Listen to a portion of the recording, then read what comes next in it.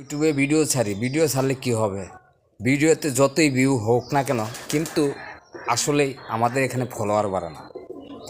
তো বন্ধু একটা ইউটিউব চ্যানেলে যখন একটা বন্ধু কাজ করে, যদি সেই ভিডিওটা যদি আপনারা সাবস্ক্রাইব না করেন, সেই চ্যানেলটা যদি আপনারা সাবস্ক্রাইব না করেন, লাইক কমেন্ট যদি না করেন, তাহলে কিন্তু আমার এখানে 1000 ফলোয়ার হবে না।